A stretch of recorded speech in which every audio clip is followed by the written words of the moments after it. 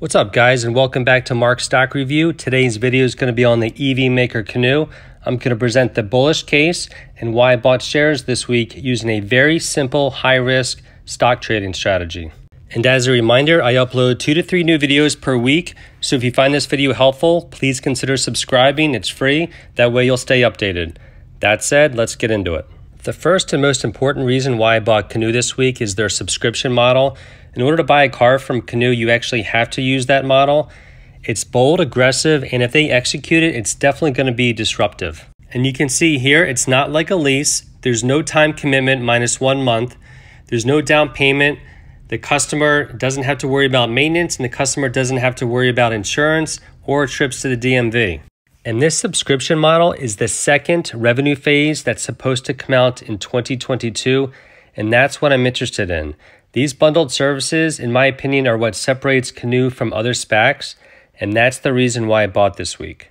And as ride-sharing, fleet services, and autonomous driving gain popularity, I believe in the future people are going to be choosing vehicles based on lifestyle, not on what in the past has defined them and what takes up valuable time.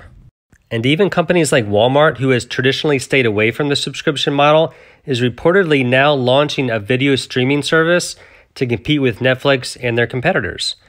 And so from my point of view, there's no reason why the subscription model should not also be in the auto industry, and that's the reason why I got into Canoo this week. Next up, an article on Forbes stated that in developed countries like the UK and the USA, subscription-based ownership models have already crossed 10% of the monthly incomes, and by 2025, 2026, they're predicting that the vehicle subscription programs could account for nearly 10% of all new vehicle sales in the US and Europe. The article goes on to say that the bundled payment system is going to be more cost-effective than the traditional car leases, and if that turns out to be true, that is going to be a huge potential for Canoo. So how does Canoo benefit financially? Bottom line, they're going to tap into the product as a service model. They're going to capture most of the customer's mobility needs, not just a one-time car purchase. And as you may have guessed, one of the biggest challenges for Canoo is going to be the lack of on-demand availability. And as an investor, I'm going to be counting on choices eventually going up, and at the same time, customers choosing lifestyle over the hassle, time, and cost associated with owning or leasing a vehicle.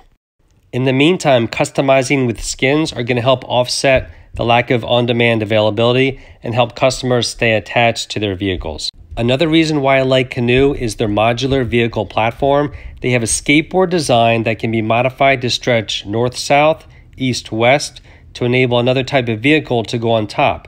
This is going to improve manufacturing efficiencies and save money.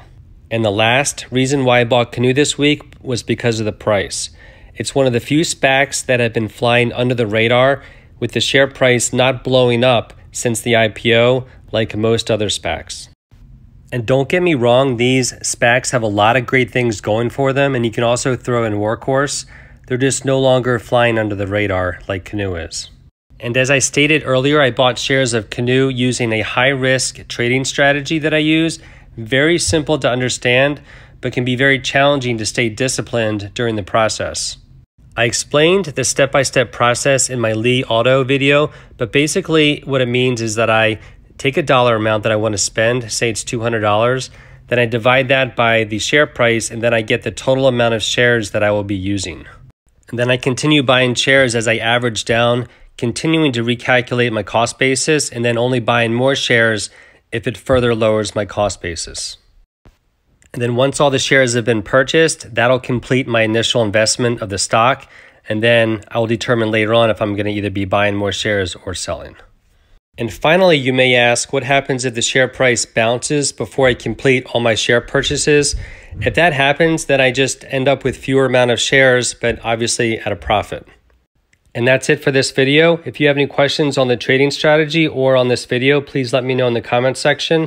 If you found this video helpful, please consider subscribing. It's free and it's a way of staying updated. I upload about 2 to 3 new videos a week. And that's it. I hope you guys have a great day, and I'll talk to you soon. Bye-bye.